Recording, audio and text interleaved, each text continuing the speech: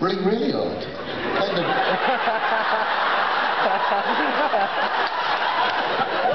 Not bad. In the sense that I have this really cool life in which I've actually somehow, there was this wonderful feeling fairly recently when I looked around and suddenly went, you know, I've done all this stuff I set out to do. And you don't get to say that very often. And, you know, you talk to people about their lives, a lot of people say, well, you know, life would have been so great if only this had happened or if only that had happened. And I go, well, there were all these things I wanted to do, and I've pretty much done them all. And I've done them all on a level on which, and sort of personal things and work things, to the point where if tomorrow the plane I was in went down, it probably won't happen, but I'm saying if it does go down, it's not going to go down with me going, oh my God. You know, I remember the last time I was really scared of a plane going down. It's only ever really happened once. It was 1988. They turned up the volume on the mic, so I'm just going to put it back in the thing. It was 1988, and Dave McKean had given me, I'd written maybe the first 3 episodes of Sandman, was working on Black Orchid with Dave McKean. He'd given me the first half of Black Orchid to take to America. He couldn't afford to have every page scanned. These big colour paintings by Dave. And as soon as it was done, he was going to start working on Arkham Asylum. And I just remember being on this plane, carrying 100 pages of Dave McKean art with me, going, you know, if this plane goes down,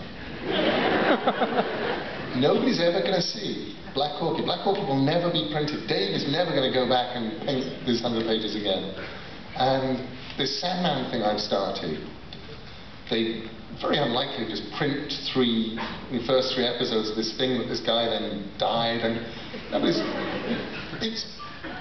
this is really cool and this is really good. I hope this plane doesn't go down. And I spent the entire flight from England to America working very hard to keep that plane afloat with my mind.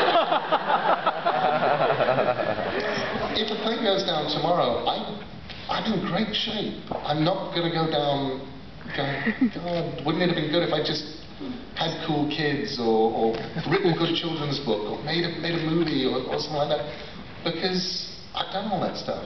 I think I've had this amazing life. So in terms of how does the Big 5-0 scare me, how do I feel about it, it's really interesting. I kind of I get these big sort of grey swatches that I definitely didn't have the last time I was in Singapore 4 years ago. I don't blame you for it. They probably were the Filipinos.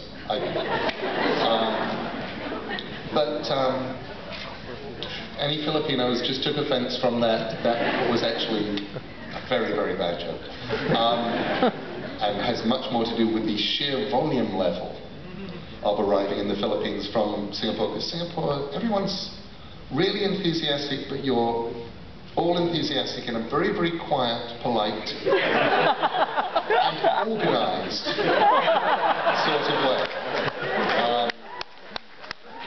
And then, you know, last time I went from here to Manila and found myself discovering just how much noise 3,000 Filipinos can make when they put their minds to it. And they are louder than the Brazilians, and I didn't believe anybody was louder than Brazilians. Anyway, so I like the idea of being 50. And I have the world's coolest girlfriend, and I have amazing kids.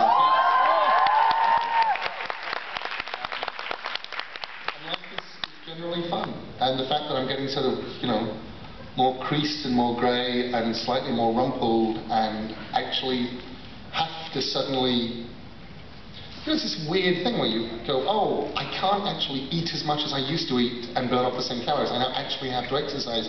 This is unfair. But, okay, if that's a trade-off I have to make, so... Especially in Singapore, right, when we keep feeding you food?